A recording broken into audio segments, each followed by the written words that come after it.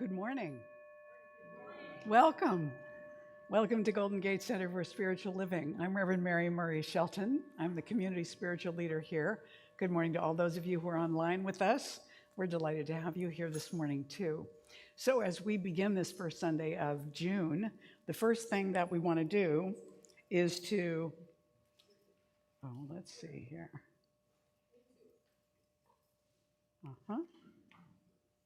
That's not it. This is it. The first thing that we want to do is get up and say hello to one another. So walk around, greet, introduce, welcome back, however you want to start off the morning. And those of you online, give yourselves a hug.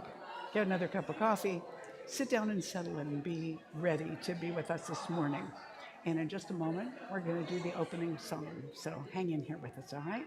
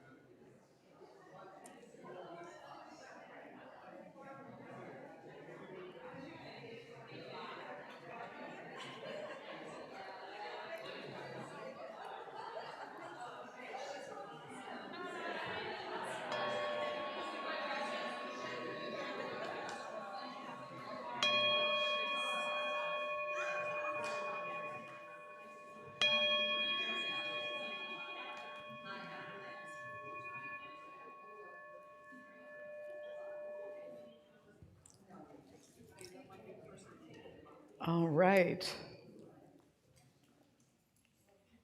So first of all, I want to thank our musician for today, Daniel Nahmad. I always love it when we have videos from Daniel, and he doesn't talk forever this morning, so you'll be happy to know that.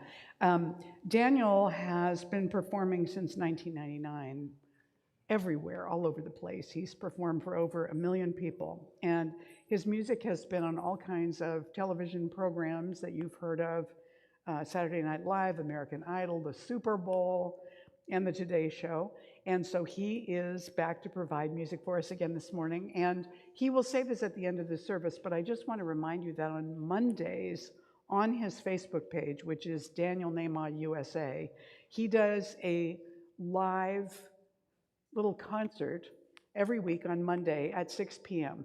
And it's different every week. So it's 6 p.m. Pacific, because he's in Southern California, so I just want to encourage you to pop in there. I also want to let you know that Barb Gallion told me this morning that Hannah Seelig passed on. So those of you who knew her, just to let you know that that has happened.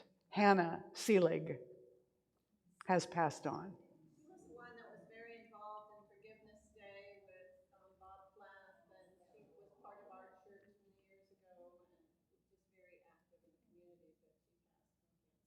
So thanks for letting us know that, Barb. And I want to invite you now to stand up and join us in the opening song, which Daniel will introduce. And it's called Witness. Good morning, Golden Gate. I'm back. It's Daniel Nahmad. Happy Sunday morning. Glad to be with you. You ready to sing? Let's sing something with a little bit of a groove. Get the blood flowing. Here we go. Right. Song called Feel free to move. Witness.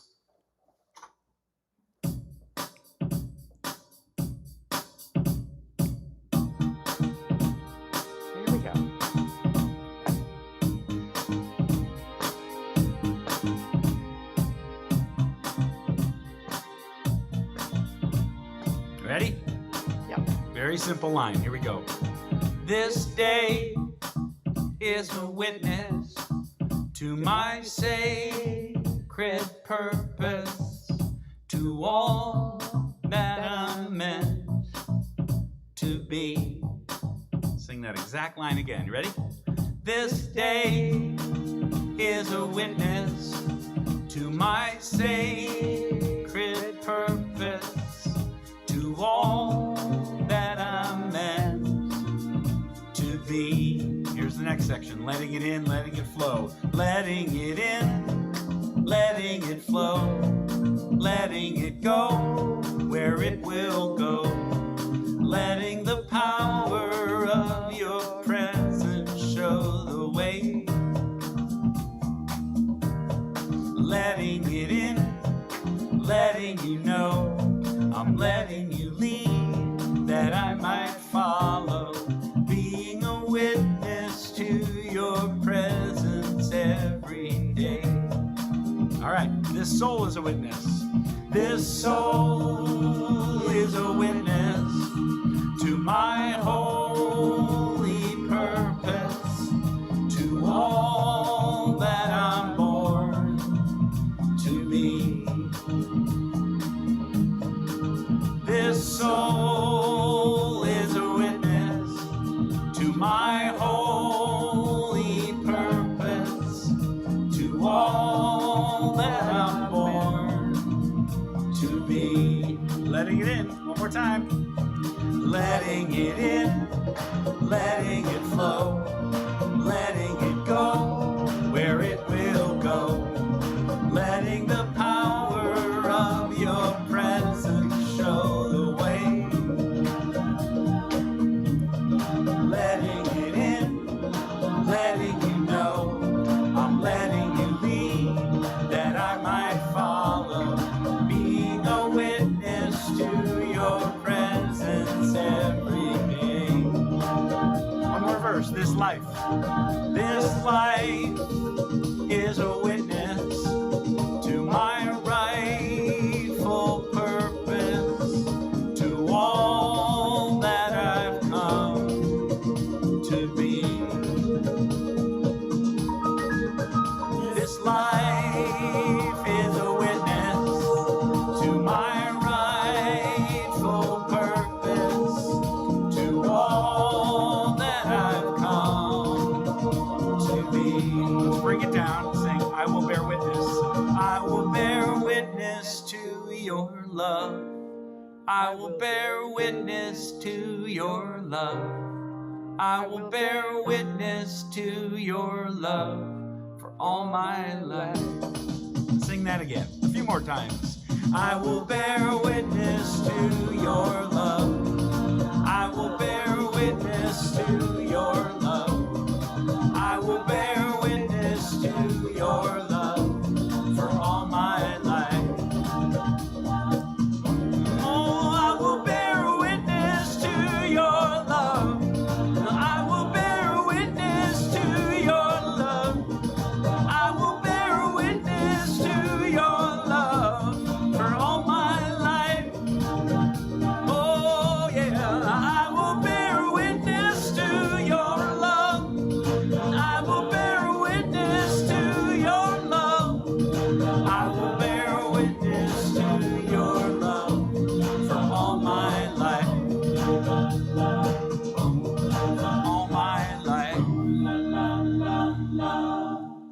Nice job. Thank you and good morning. Good job, everyone. And so I invite you now to go ahead and silence your cell phone in preparation for us turning within and moving into the center of our consciousness and joining together in that consciousness. So in spite of Coco's insistence that we keep singing, we are going to go ahead and move into prayer now. So I'm going to invite our morning practitioner, Leslie Janetti, up to lead us.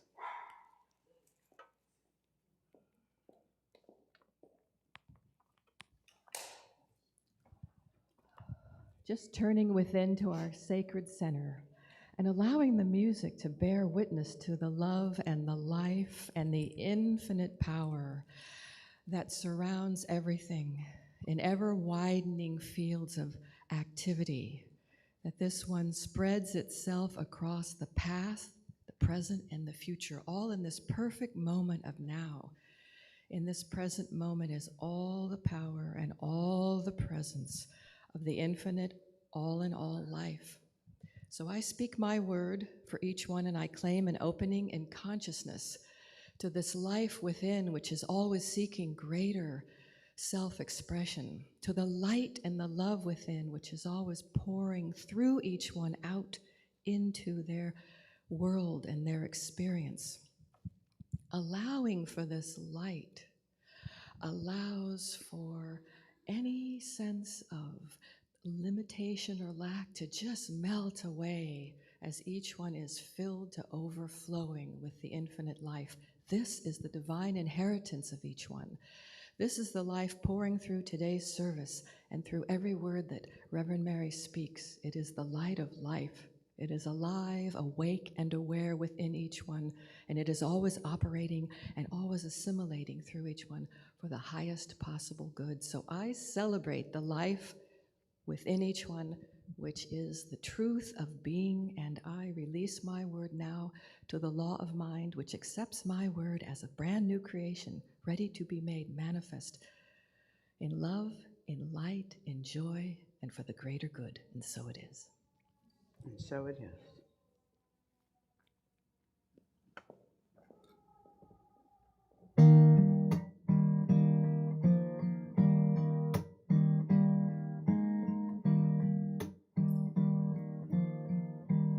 If I only make you mine, my God.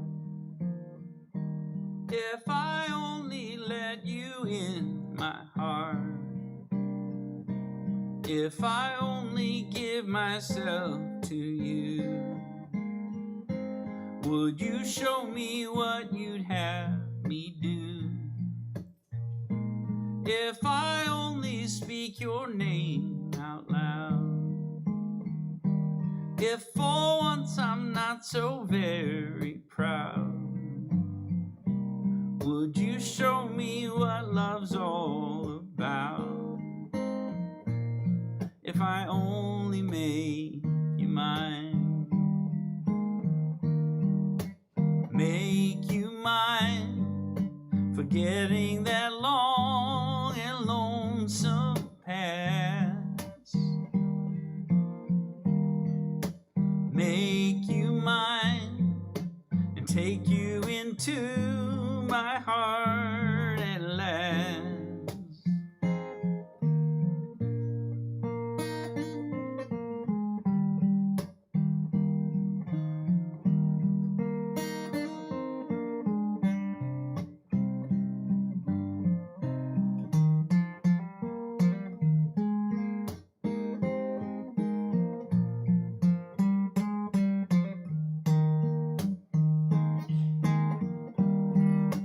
Make you mine, forgetting my long and lonesome past. Oh yes I will. Make you mine and take you into my heart at last. If I only let you dry my tears, would you quiet all my darkest fears? Would you walk with me throughout the years? If I only make you mine. If I only make you mine. If I only make you mine.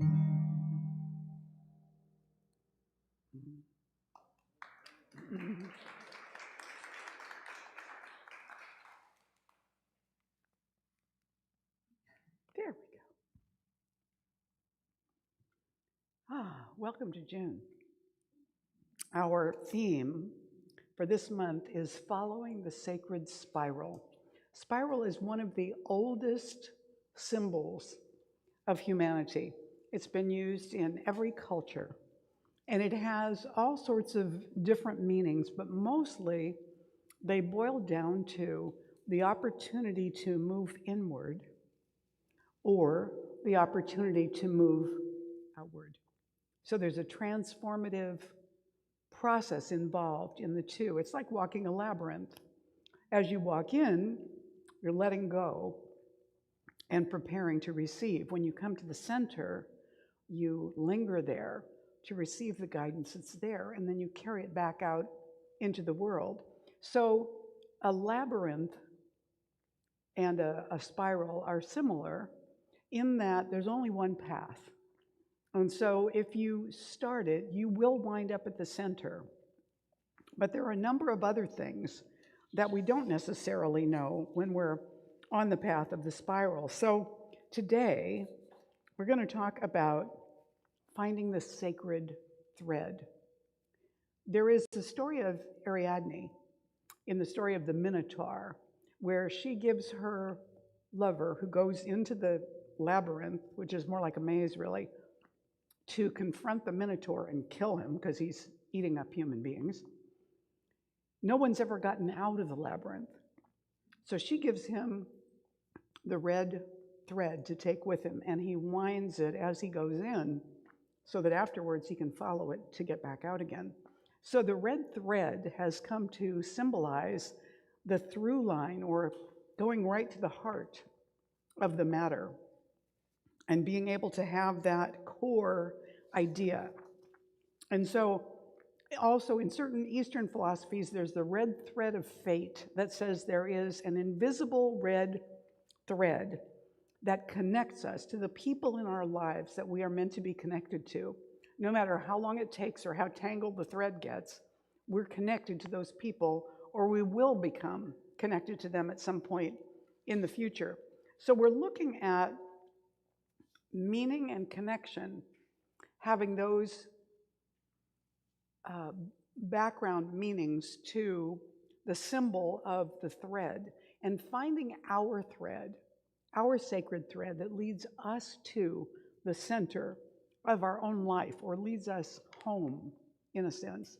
That's what we're about doing in any kind of spiritual community, is following what unfolds before us, even though we can't quite tell where it's going to take us. So this fellow, Josh, he came home from work one night and he heard a voice. And the voice was telling him, quit your job, sell your house, take your money, and go to Las Vegas. Well, he was rather amused at this, but he ignored it. And then the next day, when he got home from work, the same thing happened. The voice told him again, quit your job, sell your house, take your money, and go to Las Vegas. So he still ignored the voice, but he was getting a little concerned. Day after day, week after week, he hears this same voice when he gets home from work, telling him to sell his house, take his money, and go to Las Vegas. And so he's getting more and more agitated, and finally, after a number of weeks and months, he gives in. And he quits his job, he sells his house, he cashes in all the money, and he goes to Las Vegas. The moment he gets off the plane in Las Vegas, the voice tells him, go to Harrah's Hotel and Casino. So he hops in a cab and he goes to Harrah's. And as soon as he sets foot in the casino, the voice says, go to the roulette table. He figures, he's come this far, why not? So he does. When he gets to the roulette table, the voice tells him, put all your money on 17. All the money. So nervously, he turns in his money for chips, and he puts the whole lot of it on 17. The dealer wishes him good luck, spins the wheel around, the little ball zooms, and he watches anxiously as it slowly loses speed until it settles into number 21. And after a short pause, the voice says, well, rats. An untrustworthy guidance. Sometimes when we follow what we think is divine guidance, it turns out to just be ego. Or maybe he was having hallucinations, I don't know. But in the process of living our lives, what happens is a lot of times we're invited into something, or we're tempted to try something, or we're looking really hard for something and we grasp at straws so that everything looks to us like a sign. Or particularly when we already are attached to what we want the outcome to be, we will follow anything that we can generally interpret as taking us in that direction. Does this make sense, what I'm saying? And so what we want to be able to do is to recognize that as we're seeking this sacred thread, we have options. When we're looking at this, we discover that we cannot see that far ahead. If we're in the spiral, if we're in the labyrinth, we cannot see what's coming around the next bend. Now, we may feel secure that we are going where we need to be going, but we don't actually know what's coming next. There's no way to see very far ahead, and so we have to rely on GPS, which in this case is guidance provided by Spirit. It is that red thread, that guidance that we're following. It may take us into shadow work, down and inside. It may take us into leadership and accountability and sharing of wisdom, lifting us up and outside. But in order to do this, there it is again.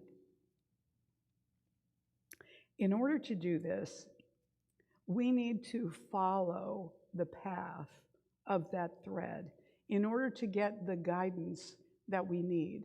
The reason that we have a path in front of us is because we have somewhere to go or something to learn or something to do. The reason that we can't see all the way to the end of it is because we're not ready to understand what's coming yet. And if we were to see it, we would probably avoid it. So we go forward only as far as we can see at a time, and then we can see a little bit more. We need to be able to follow the path, to find the thread, and to marshal the courage to persist. As long as we can hold on to that thread, even a little bit, we have something that tells us we're headed in the right direction. And this, usually the ability to feel that and see that comes as we're involved in our spiritual practice. The more we do it, the more familiar it becomes to do that, the more our minds and hearts are ready to settle and be available, So we stay on that one path to the center, even though we can't see what's coming. Now, one of the things we might do is rely on the wisdom of people who have gone before us. And this is why we study the writing of great people, why we pray to saints or whoever we pray to, because we want somebody who knows more than we do to help us out. We would like somebody else really secretly to be in charge of it so we know that it's going to turn out well. But since we can't do that, since it's up to us, we have to walk the path on our own, then we get as much assistance as we can. The downfall is when we don't do that, when we think that we don't need any help, we don't need any support from anybody else. People offer us help and we say, no, thank you, and so on and so forth. Anybody ever done that? Somebody offers to help you, go, no, thanks, I'm fine. Am I the only one that does that? Oh, no, it's okay, I'm fine. Well, maybe I am, and maybe their help would give us a moment of companionship, or I would be assisting them in some way in their own process of generosity. So, Sanaya Roman said once, all you need to do to receive guidance is to ask for it and then listen. Ask for it and then listen. What happens is that we find that our pathway is connected to our purpose. So we find ourselves wandering on somebody else's pathway. It's not very enlivening. It's not very uplifting. It feels like busy work. So I love it that people like to be CPAs. I love it that people speak the language of numbers, that it moves them, that they enjoy it, that it's fun. That is not me. So I'm grateful for people whose path is not the same as mine because things get done that I can't do, right? I'm glad that there are people who want to clean houses because I really don't. And even though I think I would be good at it if I did it, the truth is I'm not going to do it. I have somebody every once in a while who comes and does that sort of more thorough version. And God bless her, Amanda vacuums once in a while. So that's really helpful. But laundry, I like to do laundry. I like to do it. I like to fold it. I like to sort it. The whole thing is fine with me. I like to fold it. I like to put it away. I have no problem with that. You probably have something like that that somebody else would think of as tedious, but you enjoy it. Might be mowing the lawn, might be working on the car, changing the oil, any of those things that I have no clue about. So we have some direction that we go because we enjoy it. We feel it's magnetic to us. We are attracted to it. It's like that's a light that shines on our path that we want to move toward, yes?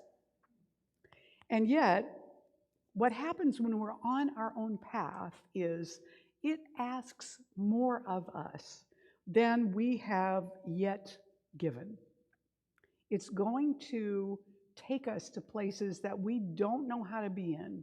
It's going to bring us things before us to do that we don't know how to do. And so we have to, in a sense, get lost in order to find the sacred thread. If we always think we know where we are and what we're doing and what to do next, we're not really doing it. We have to go into the unknown, into the mystery, and we have to get a little bit scared on our own path. I can remember many years ago being in Peru with a group from Centers for Spiritual Living, and Michael Beckwith was there, and he said something, where there's just a few of us on a walk or something. He said something about always saying yes and then figuring out how to do it. That his thing was to, if an opportunity came, to say yes to that opportunity, whether he knew where it was going to take him or what to do with it or not. He would say yes and then let it unfold and show him what to do. When he stands up on Sunday, he has a title. That's it. And then he talks. And I think, my God, I don't want to go feeling unprepared. The reason he's so prepared is because he lives in prayer kind of all the time. And I'm not quite there yet, So the idea of needing to step into that uncertainty over and over again, into that fear, that is really being in the heart of our sacred path. It's okay to stop and rest and go, okay, wow, that worked. I did a good job. It worked out fine. I learned all these things. Yay, good job, me. But at some point, we have to get up and move on, right? We can't just always live on our past laurels. Olympic champions who don't swim or run or do archery or whatever it is anymore, they can't live on that for the rest of their lives. They need to do something, whatever it is, that's next. I can remember Beverly Sills saying when she stopped singing opera anymore, she had a necklace that said BTDT. Been there, done that. She was on the opera board, but she didn't sing anymore because that was complete. It's so interesting to me when somebody who has this great gift says, that's the end of that part. Now I'm here for something more. When my former brother-in-law was so promoted in the Air Force that they wouldn't let him fly anymore, he was a pilot, he was complaining about that because really what his passion was the flying. And I can remember my father-in-law, who was a retired Air Force colonel, saying to him, they pay you now, not for what you do, but for what you know. And what he knew was more valuable to be able to be given to younger pilots than to just have him be one of them. So he had to come to an uneasy peace with that his life as a pilot was complete, but there was more that he was being called to do. Does this make sense? You with me, what I'm saying here? The Dalai Lama says, I'm open to the guidance of synchronicity and do not let expectations hinder my path. Now that's really the statement of somebody who's consistently letting go. Moving forward, letting go. Moving forward, letting go. Letting go of his attachments, letting go of the past. Shakti Gawain said, what I am actually saying is that we need to be willing to let our intuition guide us, and then be willing to follow that guidance directly and fearlessly. Well, I don't know, Shakti, maybe not fearlessly, but directly. Okay, I can go along with that. Bruce Barton wrote, in The 7 Lost Secrets of Success, nothing splendid has ever been achieved except by those who dared to believe that something inside them was superior to circumstance. So disregarding the circumstances of the moment, the appearances of the moment, the complexities and complications of the moment, and looking toward the vision, lifts us up out of those conditioned circumstances and opens the possibilities to more than what the circumstances tell us is available. It may or may not be in the direction we thought it was going to take us. We may find ourselves once again exploring something that's a lot different than what we thought was next. And yet, we're in that place where we're following the sacred thread. I would imagine that as we follow that sacred thread toward the center, that it begins to get a little more intense and a little scarier. At least if we look at the hero's journey, we get the idea that at the beginning it's a big risk for the hero to start at all, and like Jonah, he might run away, or Noah. No, Noah didn't run away. Jonah ran away. They had to swallow him to get him back to do what he needed to do. God said, go to Nineveh, tell them they're sinners and knock it off. Jonah ran the other way. So a big fish swallowed him and spat him out at Nineveh, said, go do it. Okay, so at the beginning, it might take more courage than we think we have to start on the path. Then we get lulled into this sort of temporary sense of security on the path. Like, well, this isn't so bad. You know, where Dorothy's with all the guys on the path, and they're singing, and they're dancing, and they're going along the yellow brick road, and boom, suddenly there's a witch. So we get onto the sacred path. We get tricked onto it in a way. But actually, our souls know that's where we're headed. We get onto the sacred path, and we're feeling our way along, and we're listening to our intuition, and we're not entirely perfectly certain, but we kind of think we're going in the right direction. And then it starts to get easier, and we feel like, okay, I'm on the right track. This is what I need to do. And then a complication arises that looks insurmountable. In my ministry, the very first time somebody resigned to go on someplace else or do a different job or something, I thought, oh my God, how am I going to replace this person? How are we going to do this? And what I've discovered over the years is that every time I got that fear about what are we going to do now, I would do a treatment for the highest and best to come forward and the very best person to be manifested in that area.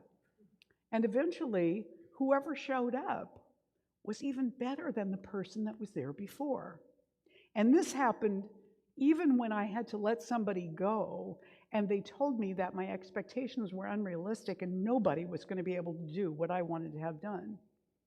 I just had to pray that Spirit knew what was the next best thing, even if I was wrong. But it always turned out that the next person could do all that stuff and meet that desire or image or vision of what wanted to come next. I don't know how that works, but it had something to do with going ahead in spite of being afraid and trusting and doing the spiritual practice. Spiritual practice reminds us that we're not alone on this path that seems to be a solitary walk, because who and what is with us on the path is so much more than if we took everybody that we knew, because we're always with the infinite. And not only that, I believe too that there are unknown resonances, beings of wisdom, I don't know what to call them necessarily, who whisper wisdom in our ears and travel along with us and cheer for us when we get it right and try to help us focus when we get it wrong so that we can keep going forward. And it will show up as a manifestation sometimes of a person, a place, an idea, or a thing that we could not have known we would run into or find, or that they would show up in our life again, and somehow they give us the key to the next step. Can you relate to this? Yeah? This has happened to you, right? Yeah, it's happened to all of us. So when we want to find that sacred thread, I think there are some secrets. There are some secrets to finding it. Ernest Holmes, the founder of Centers for Spiritual Living, said in The Science of Mind, we are guided daily by divine intelligence into paths of peace, wherein the soul recognizes its source and meets it in joyful union, in complete at-one-ment. And Christopher Reeve, who was once Superman, said, we all have a little voice inside us that will guide us. It may be God, I don't know. But if we shut out all the noise and clutter from our lives and listen to that voice, it will tell us the right thing to do. And I think that one of the primary pieces of what he just said is to shut out the noise and the clutter. All the ego fears that tell us it's not going to turn out well, or remember when you tried that last time, or what makes you think you can do this.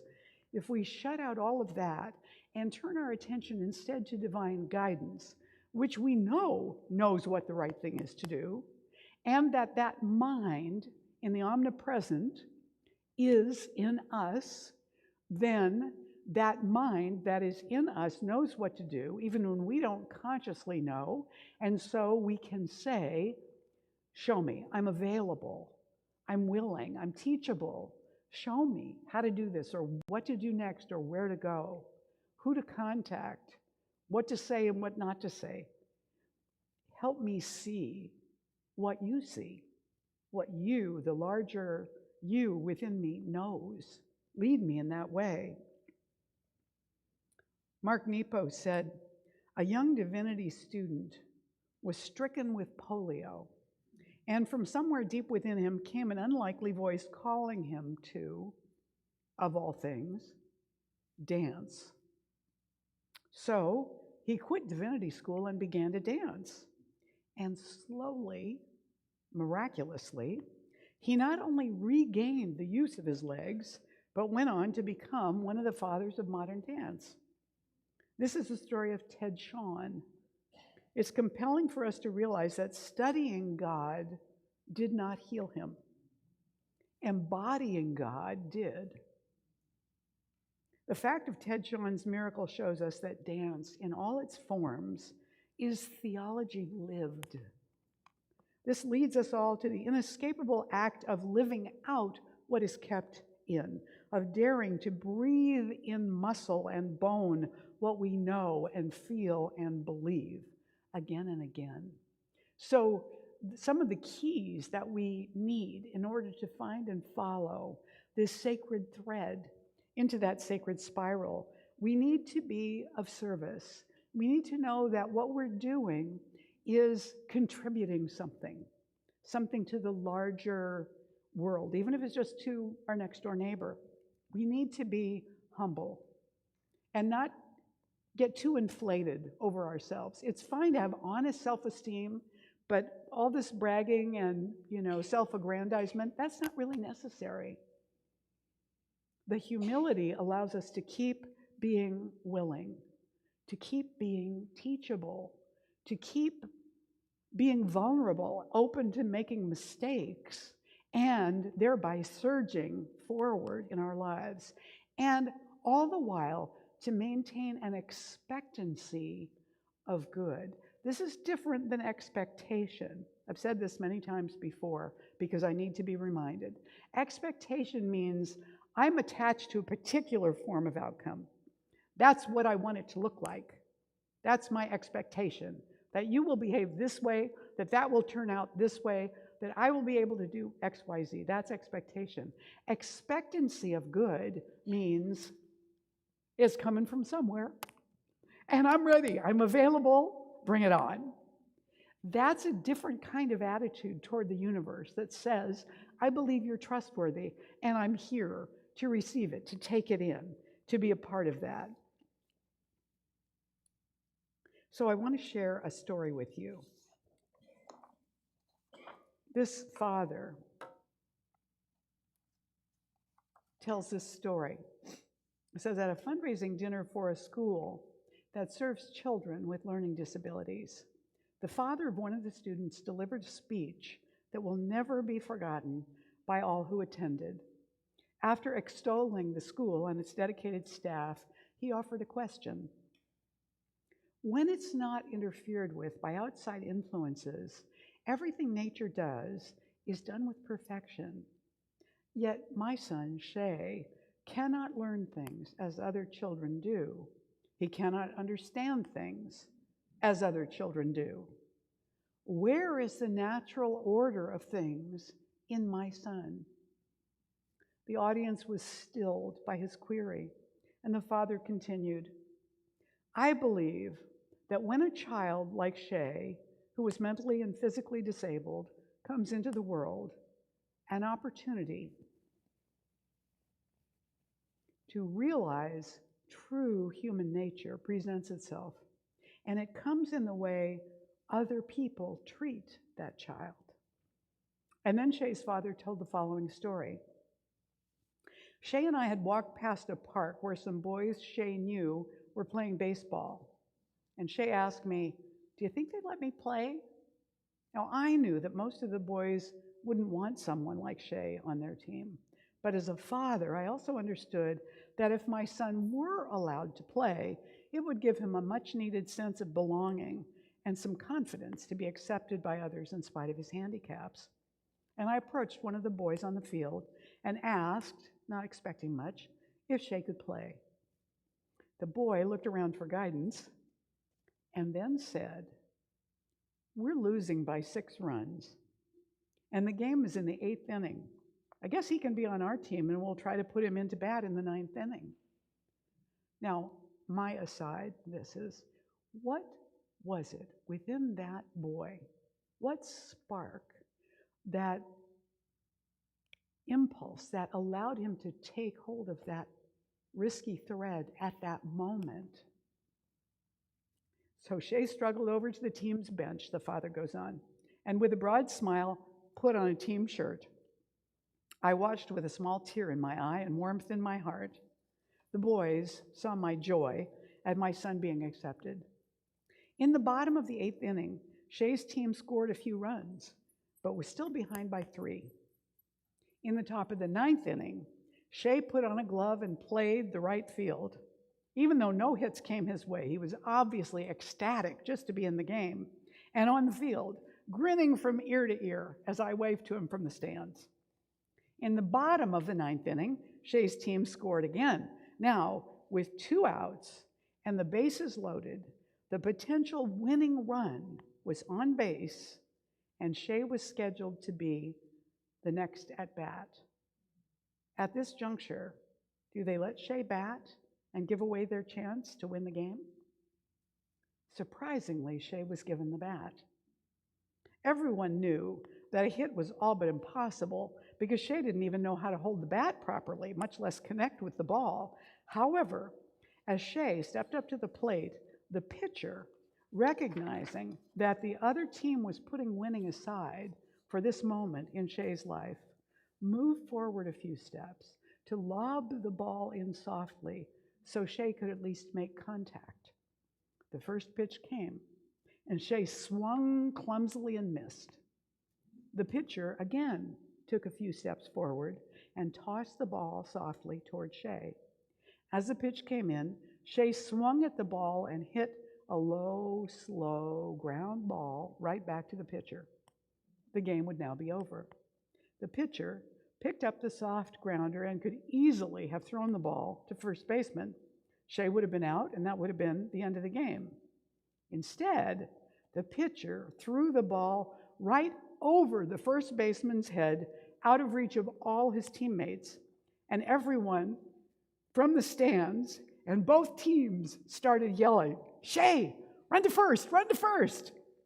Never in his life had Shay ever run that far, but he made it to first base.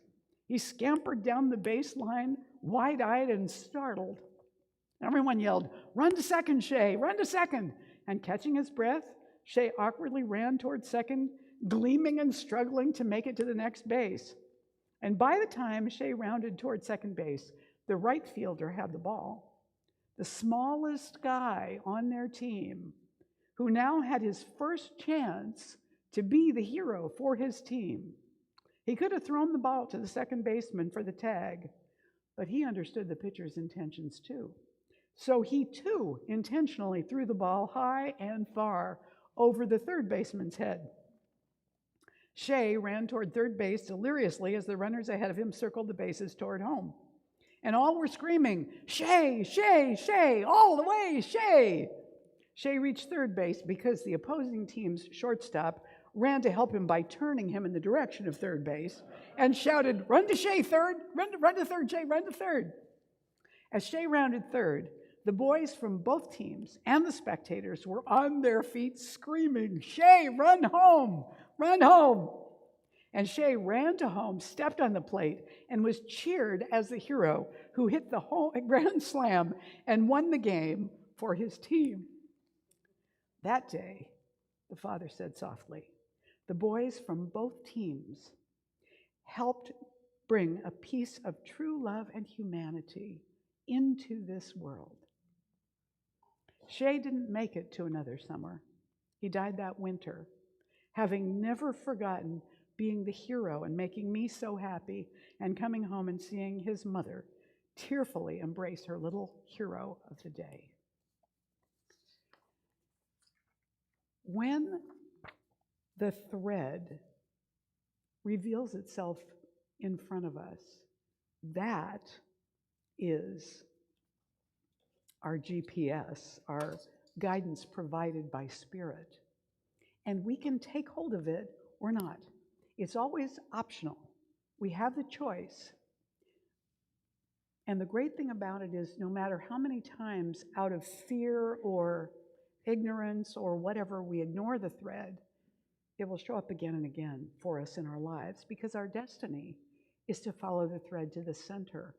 So however long it takes us to build up the courage to do that, to take hold of that next thread that takes us forward, we are already coded to do that.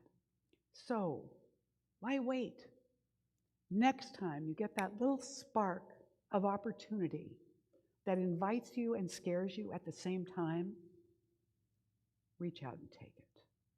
Namaste.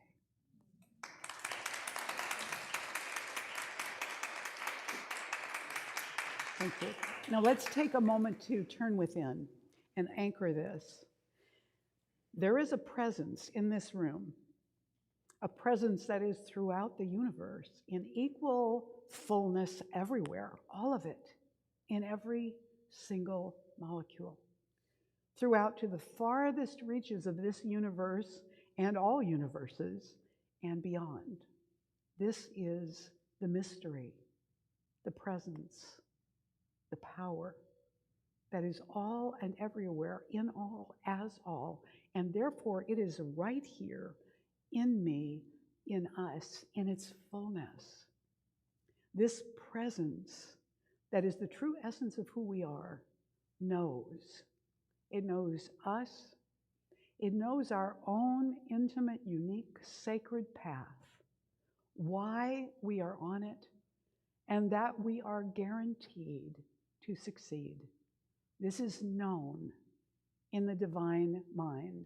Therefore, it is known within us. And so we are safe to step forward into the next risk, into the next opportunity. We are guided and guarded and led into the center and out from the center to bring the gifts, the wisdom, the knowing that we have learned and reached and cultivated. And we are awed by this power that is all around us and within us. We see it everywhere in this season of the year. as the plants and animals are changing, and so are we.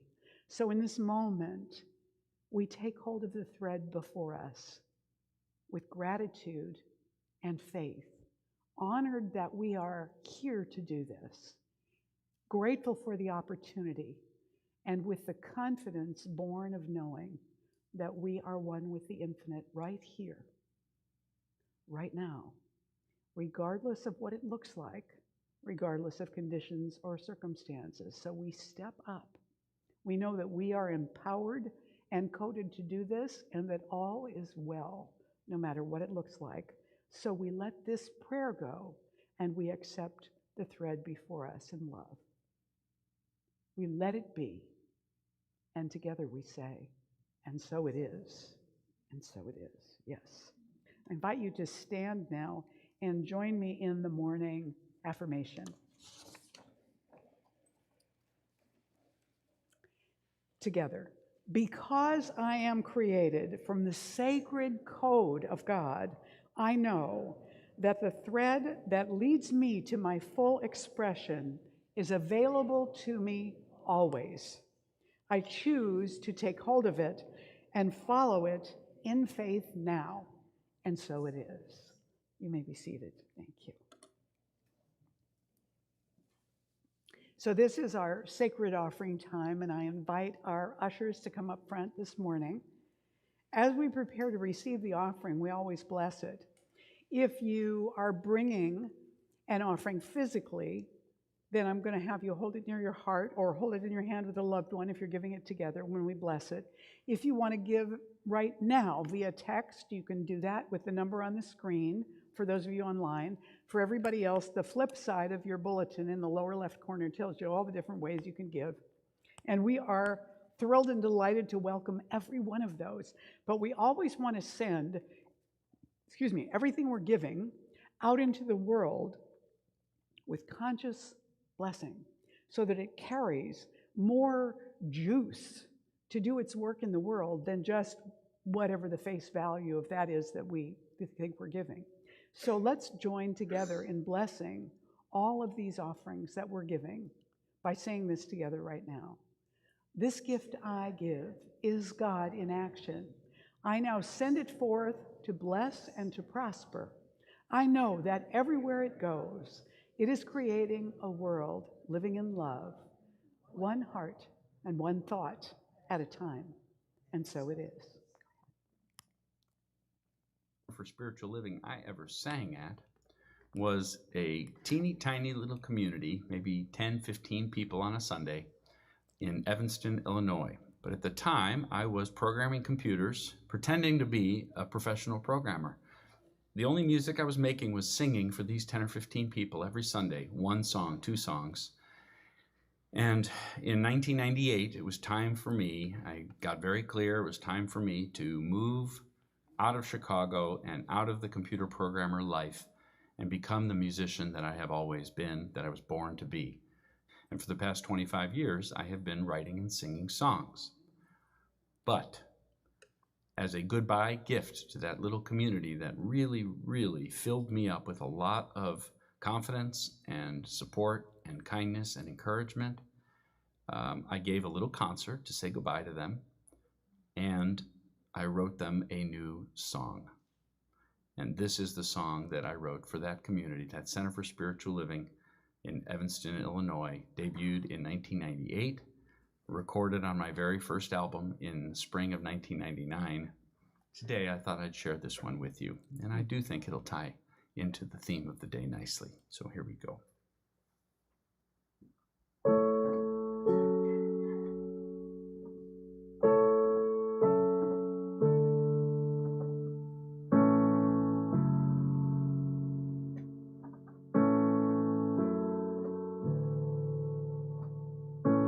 Whoever we think we are, wherever we think we're headed, whatever we're going through right now,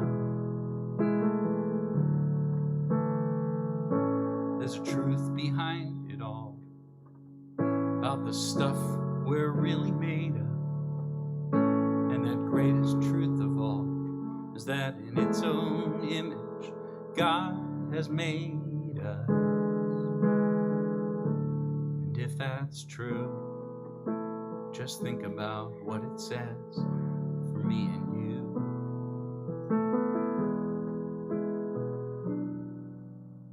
God is light, and so are we. God is love, and so are we. God is life, and so are we. It's truth that cannot be denied. God is power, and so are we. God is peace, and so are we. God is beauty and joy, and so are we. That's the truth of ourselves and the truth of all mankind.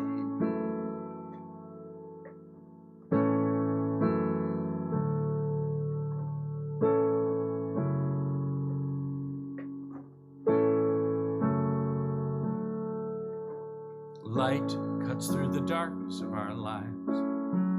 Love unites us all as one. Life is a gift we share and cherish every day. Peace is our heartfelt prayer, and joy is found most everywhere. Power is the knowledge that our precious dreams will always find their way. And beauty is in every rock and flower, every living thing, every passing hour. God is light, and so are we. God is love, and so are we. God is life, and so are we. It's truth that cannot be denied. God is power, and so are we. God is peace, and so are we. God is beauty and joy, and so are we.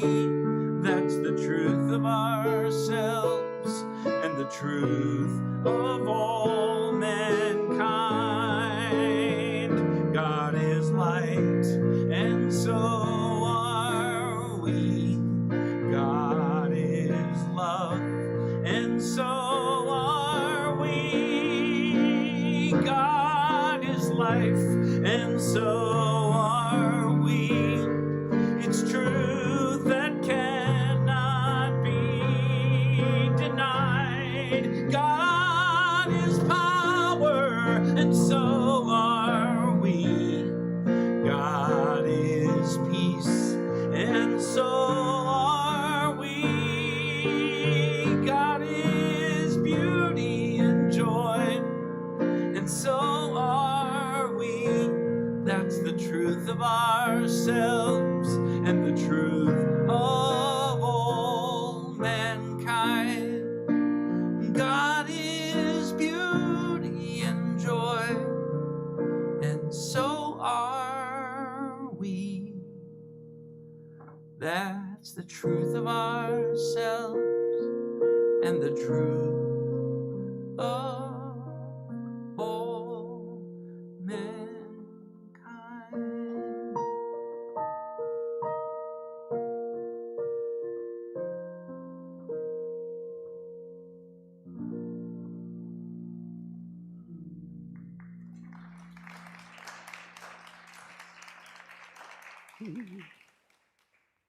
Oh. All right. So all of us together gratefully receive this offering on behalf of Golden Gate, and we send it out into the world with these blessings from this place, knowing that everywhere this goes, it trails blessings with it, not only directly to where it goes now, but where they pass it on to as well.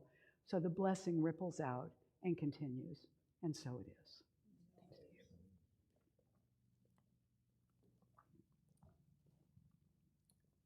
All right, if you are with us for the very first time this morning, back at this table, we have all kinds of information that is available for you to take with you, including welcome packets. And in the welcome packet, you're going to find a blue card like this. If you fill this out and turn it into Galen back there, who's waving these things in the air, she's going to give you a little book. And the little book can be carried in a purse or pocket. It's filled with positive affirmations to help shift your thinking when you get tangled up in the negative. And that's our gift to you, to thank you for being here this morning, and also our invitation to you to come back and be with us in the future. And somebody recently made the suggestion, and I think it's a good one.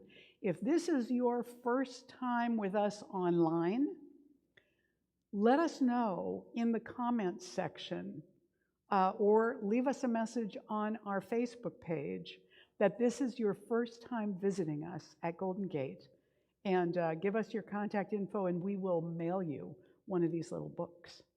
I hope I'm not going to be sorry I said that, but I think it's a great idea. So there you go. Welcome, welcome. We're glad you're here. Also want to thank everybody who put together this morning's wonderful celebration, all of the decor, the altar from Leslie Giannetti, the music, the sound, the banners. The guys tell me this is a real pain to put up, so I want you to really appreciate it. We have got this for our 40th anniversary, and we really want to acknowledge ourselves. So let's acknowledge everybody who participated in getting this going today.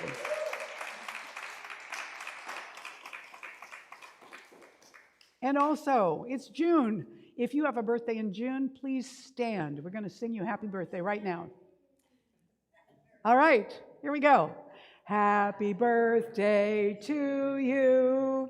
Happy birthday to you. Happy birthday, dear June. Happy birthday to you. Yay! Thank you. You may be seated. Yes, yes, yes. Happy birthday. All right. We are coming up on another opportunity to serve at the San Francisco Marin Food Bank at their warehouse in San Rafael. And you need to contact Ellen Nicosia to let her know if you'd like to be on the list to participate. And that is her correct email up there now. I know I had it wrong last week. This is coming up on June 13th, but she needs to turn the names in and everything by the 6th. So you have 2 days to get your contact info to her. It's only 2 hours on the 13th of June. So that's very doable for everybody, I would say, at least so I'm declaring at this moment. It's noon to 2 on that Tuesday. Also, we are going to be doing a special on Zoom information session with an estate planning attorney, Kelly Kilkenny, and Barbara Cox, one of our licensed practitioners, and I will be there also. She's going to do quite a presentation, Kelly is, and then there'll be a Q&A session afterward. This is free. It is on June 15th, that's a Thursday, from 1 to 3 p.m. on Zoom. You'll be able to join from our website calendar, from ggcsl.org. Just go and look for the Classes and Events tab, and you can go to the calendar and click on that event. And it'll give you the Zoom link to click to join us. So we'll be addressing any of your questions about estate planning. And then Barbara and I will answer any questions that you have if you're interested in finding out about including Golden Gate in your estate also. By the way, Barbara also has estate planning kits. So if you'd like one of those folders, please talk to her. Barbara, would you stand up and give a wave so they know who you are there? Okay, great. You can talk to her if you would like one of those. And you can sign up at the back table here to reserve your place for that Zoom event. There are flyers back there too if you want to take info with you. Also, Shoreline cleanup is happening once again on June 17th. That's a Saturday in a couple weeks. And that also is only 2 hours from 10 to noon. And if you want to, you can just go there, but do bring your own water. Susie Coity will be there. She'll give you a garbage bag, rubber glove, or disposable gloves, and provide you with a lunch. All you have to do is bring your water, not in a plastic bottle, please, since that's actually what you're going to be out there picking up. But and just have a great time. The weather's good. You can take some friends, make an afternoon of it. Also, the Women's Drumming Circle is coming up for those of you that like to do drumming at Unity in Marin on Wednesday the 21st in the evening from 7 to 8:30. That drumming is led by Barbara Borden, and you're welcome to attend even if you don't have a drum. Sometimes they have extra drums to share, or you can just get into the vibe and hang out with everybody. You're welcome there. You can register online. I am going to be teaching a summer class. I wasn't going to teach this summer, but I found out that one of our members has only one class left to take in order to be in the Advanced Consciousness Studies, which is the first level of training for practitioner this fall. Otherwise, he'll have to wait another year. And I didn't want that to happen. So I said, even if you're the only one, I will teach Roots this summer. So this is a 10-week class. I'm going to start it on July 11th. It's a Tuesday. It'll be in the evening. And so if you're interested in that, you'll be able to register probably in a couple weeks. There'll be more information on the website. It isn't there yet, but I'm just letting you know I'm going to be doing that. So hang in there for more information if you're interested in learning about how Ernest Holmes created this teaching. Finally, the prayer and meditation session, or this Wednesday night's meditation is going to be prayer and meditation. We meet on Zoom at 7:15. You don't have to have experience. It's free. You can click the website calendar link just to get there and do that. And so we want to invite you to participate with us in that way. Is that the end of your announcement? We're going to go to the prayer requests next, so yes. Okay. I guess. I have an announcement. Okay. Yeah, well, come on up so they can see you online. All right, no secret. It's Mary's birthday. Come on up. We're going to sing you happy birthday. Oh, well, great. All right. Okay. Yes. I am serenaded by the choir today. This is wonderful. Please begin. All right. So. 1, 2, 3. Happy birthday. Oh, look at that. Your birthday cake. Aw. Happy birthday, dear. Oh, thank you. Wow. Oh, thank you. Thank you. Thank you. Thank you all so much. Oh, and flowers. Oh. Yes, thank you, dear. Joe says all performers get flowers. So this is for my performance. That's fabulous. Oh, okay. All right. Woo-hoo!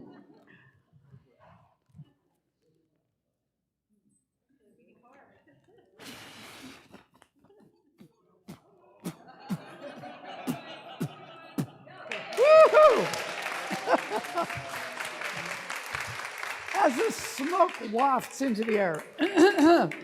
Oh, it's fabulous. So everybody make sure you get cake this morning, okay? Now, I want to remind you of the opportunity for prayer requests. You can put a prayer request in the box, you can request it online, or you can stop over at the table and have one of our on-duty practitioners this morning pray with you before you go out into your day. So don't carry anything heavy with you. Go to them, they take you into a private area back here, and they'll do prayer with you this morning. So take advantage of that. And I want to invite the practitioners to surround the room now as we do our closing prayer.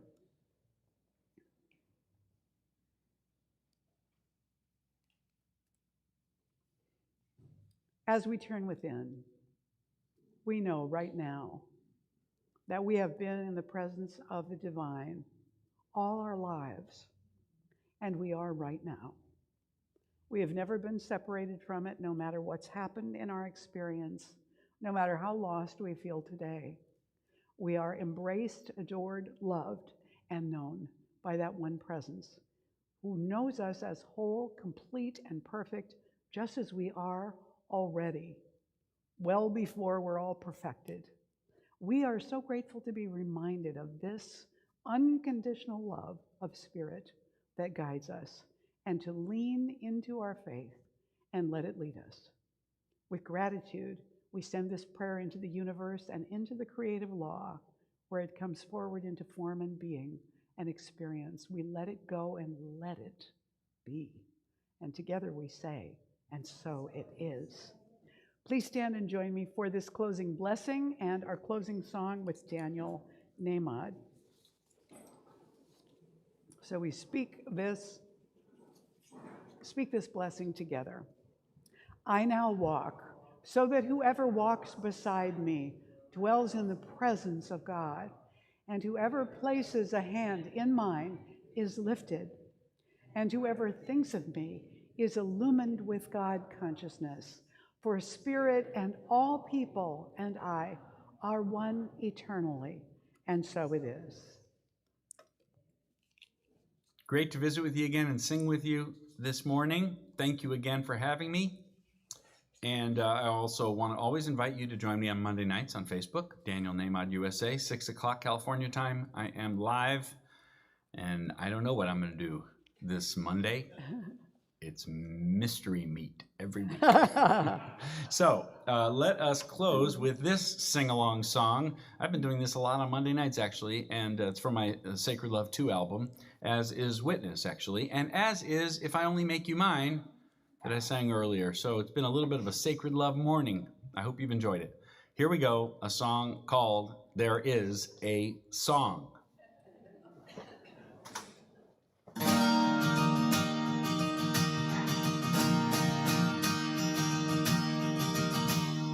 There is a song that my heart always sings, and you are the melody. You are the melody, my God. There is a song that my heart always sings, and you are the melody. You are the melody, the harmony, the music of my heart.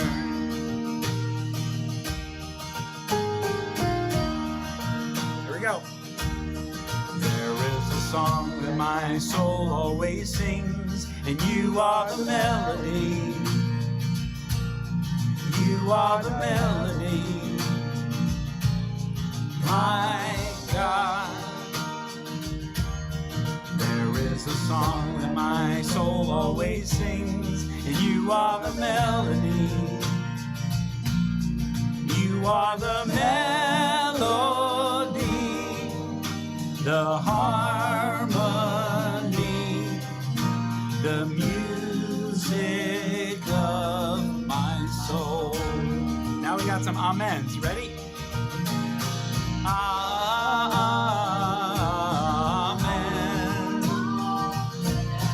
Amen.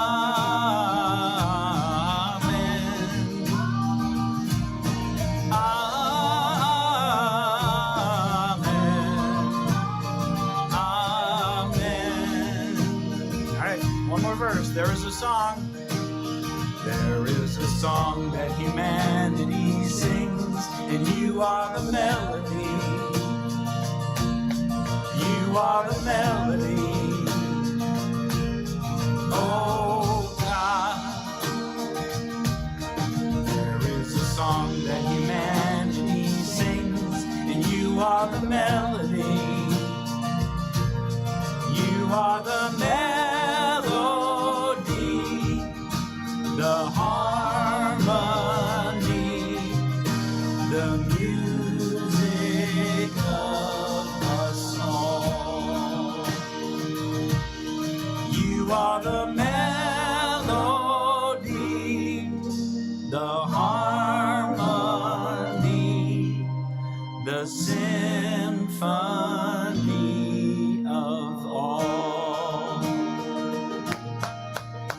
Amen. Ready? Amen.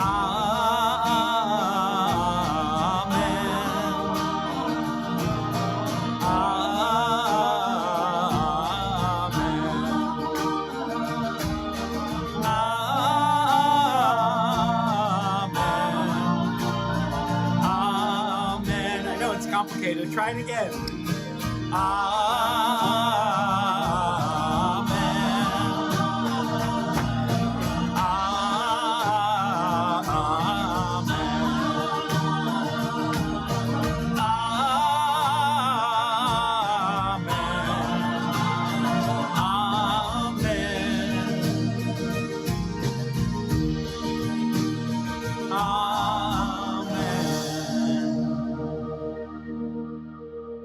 Thank you so much. Have a great week.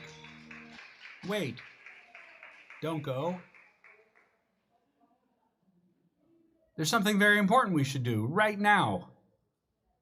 Let's sing happy birthday to Mary. Ready? Happy birthday to you. Happy birthday to you. Happy birthday, dear Mary. Happy birthday.